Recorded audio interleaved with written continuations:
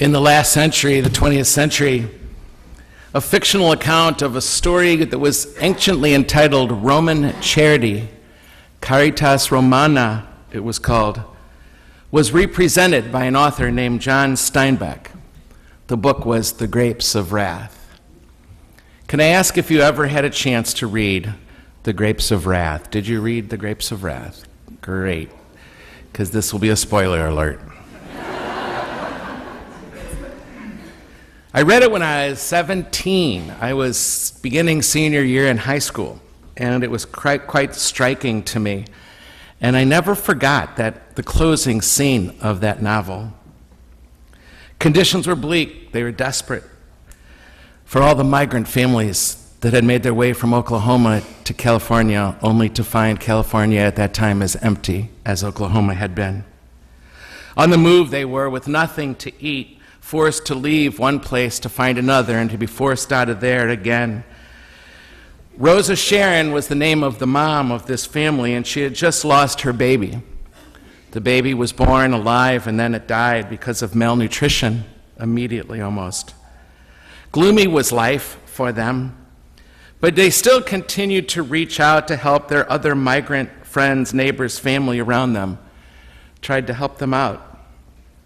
They really had nothing left when they find a stranger, a fellow migrant, dying in heat and dust.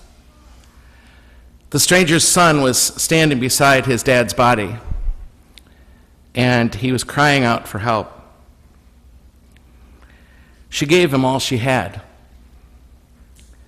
The story ends, as I'm sure you remember, with her offering his dying body her full breast of milk, the milk she would have used to nurse her now dead child.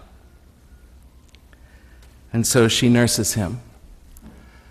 And as the novel ends, after this horrible story of all these setbacks and losses, a mysterious smile appears on her lips.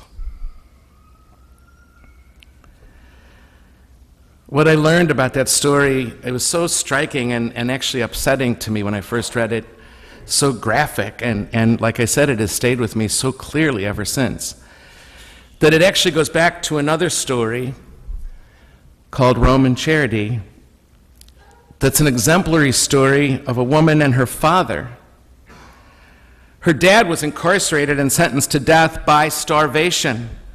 Every time she visited her dad in prison, he was closer to death. Every time she visited him, the jailer would make sure she had no food, that she was carrying no food to her father. And as his death grew closer, she made a very difficult choice. She decided to nurse her own father in order to save his life. Her act of selflessness impressed the jailer so much that it wins her father's release from prison, and it actually wins his life. The story was told again. That story was surfaced about 2,500 years ago. And it was told again by Pliny the Elder, who's in his version, the woman was a plebeian woman with a low position who had just given birth to a child. And in his version, it was her mother that was imprisoned, and her mother that she nursed to keep her from dying of starvation. This image is in a temple, actually, in the ceiling of a temple, and was replayed in the 17th and 18th century by many European artists. This story has captured the imagination all the way up to Steinbeck, and maybe still. It may seem a bit weird in this culture to talk about nursing, breastfeeding, especially a priest in church. But if you think this is tricky, many of you remember when January 1st was a holy day of obligation, and the theme of it was the circumcision. And for 10 years, I had to preach on circumcisions.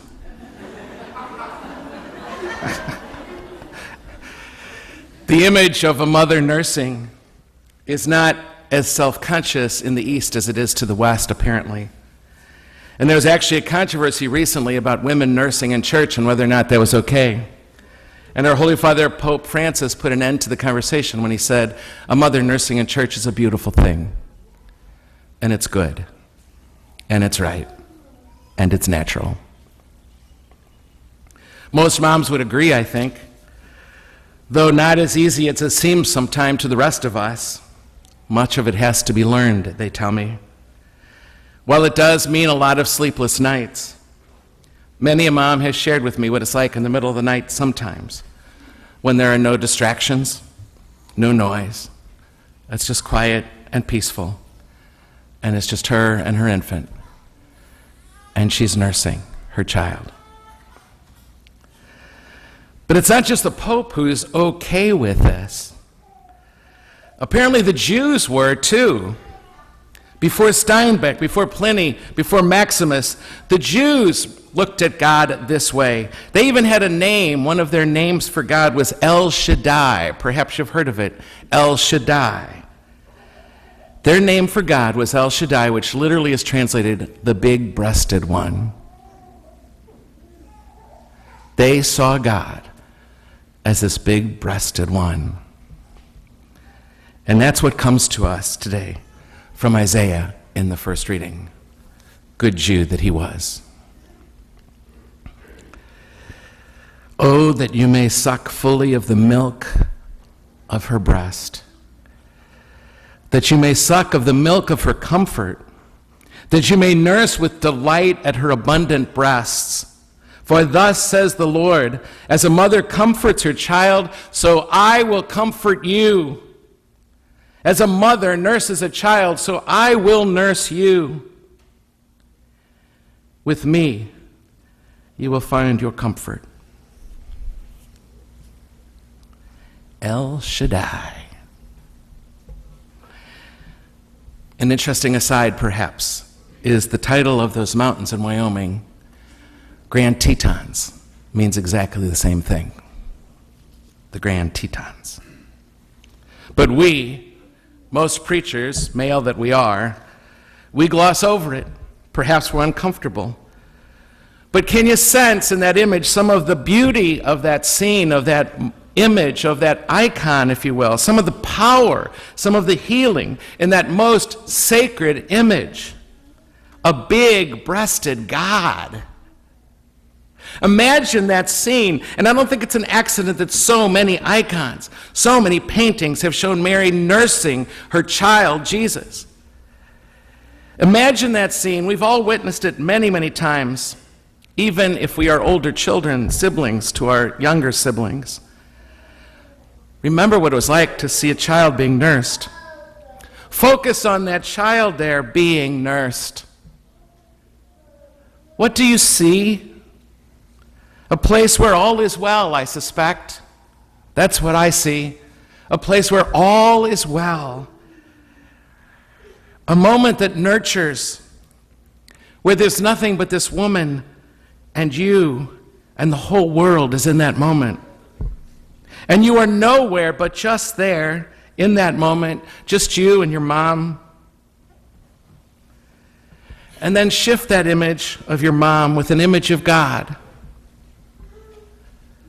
Let yourself see God, Mama God, nursing you back to life, providing all you need in love. Nursing, comforting, caring, highlight humanity's complete reliance on God. In that moment, that child is completely reliant on God, something we keep forgetting as we get older. Moreover, recognizing human dependence on God for both spiritual and natural birth and growth, it's central to Christian history and Christian experience. Can life be that good? As good as it must be for that child in that moment? Can it be that serene? Can it be that satisfying? Can things feel safe again for us sometimes? Can we ever have a moment when we're worry-free, that there's just this moment and we're lost in it? That it could be, life could be that intimate, that voluptuous, that delicious? Imagine God doing the nursing. Can this be the image of us and God that could carry us forward, especially when things get horrible for us? That we begin with when we go to pray. This could be for us a new kind of power. Tenderness, closeness. Can I and God still be as close as a child being nursed by his or her mother? God, the nursing mother.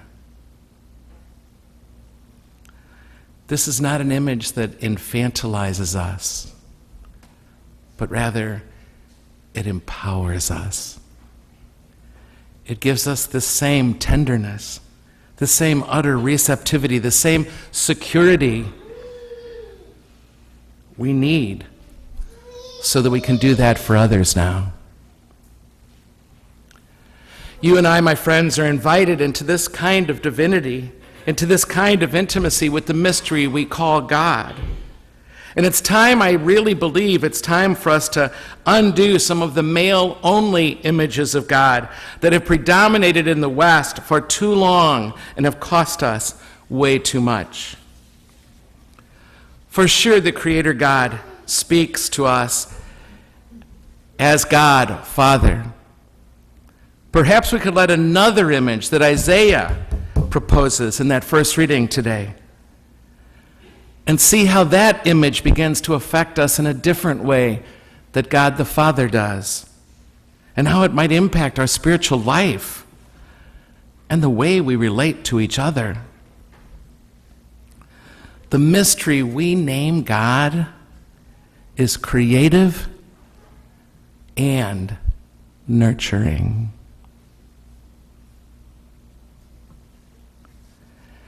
So many of us have grown up not feeling safe in the world, not feeling loved. But it's not too late. This image can begin to heal those festering wounds. The image of God nursing humanity. How does a person begin to feel loved if we never were? It has to grow from the inside. God wants to pick up the slack for us who didn't get it when we were young, so that we can be free and so that we can find ourselves in ways that we won't unless we let ourselves finally be nurtured, nursed, and now able to be more nurturing in all of our relationships. It's time. It is time. There's something inside you and me that's seeking to heal those childhoods that didn't get what they needed. There's something inside of us wanting to love us, to take care of us. Nothing I can say right now can persuade you of that possibility. It is something inside of you already. This transcendence can be learned and it can be felt. Something in there is taking care of you. Something transcendent, something with a capital S. And it's trying to nurse you back to life. And over time, it will heal you. It will change your life. Our task, my friends, is to find that nurturing love within us, not outside of us, but within.